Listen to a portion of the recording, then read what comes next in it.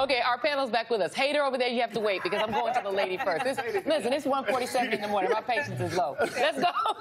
No, I think we're having a great debate off camera about whether or which way the Democrats have to go in order to win. Right. So I understand what you're saying. I understand your point, but I do think there is some danger. We were talking specifically about Senator Amy Klobuchar, and when she said last night, listen, I know there are some of you who voted for Trump, and you're not racist. I think there are people of color across this country who look at that and say, what?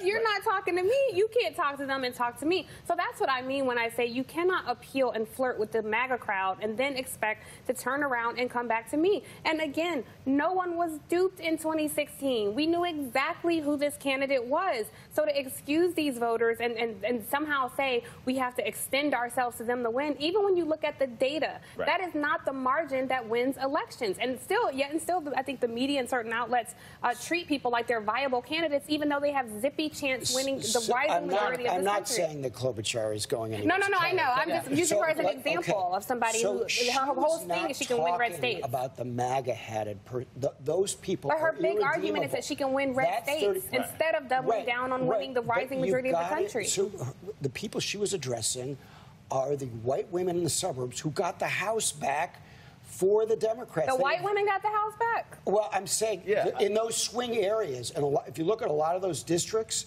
where you had sort of moderate Democrats who won, and Nancy Pelosi talks about why she's against impeachment, obviously there were a lot of African Americans who turned out in 2018 also.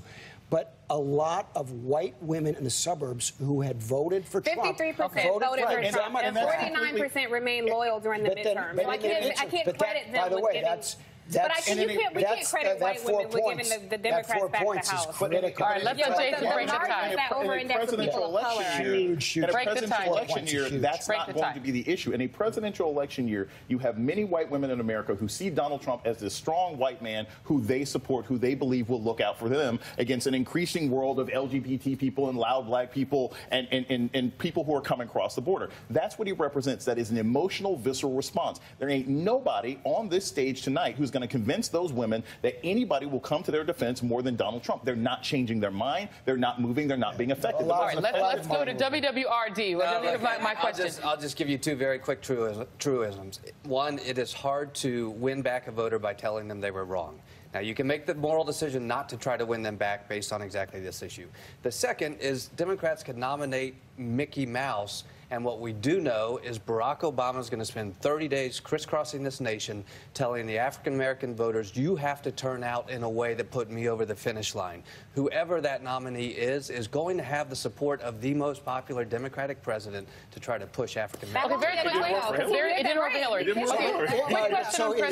Quick question on President Obama is that tonight his record was a bit on the table.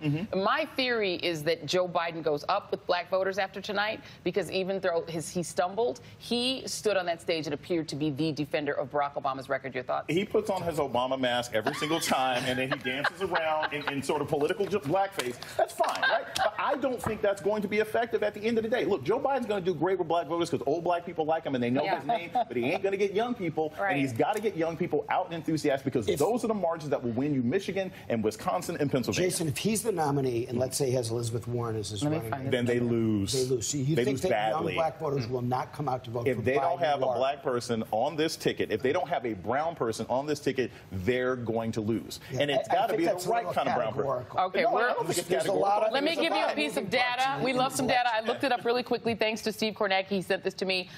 Joe Biden's favorability with 65-year-old and older African Americans, 58%. His favorability, or the people who are choosing him among 18 to 29-year-olds, 27%. Exactly. It's an age difference. All right, stay with us. More from this panel. We're going to get their final thoughts after the break.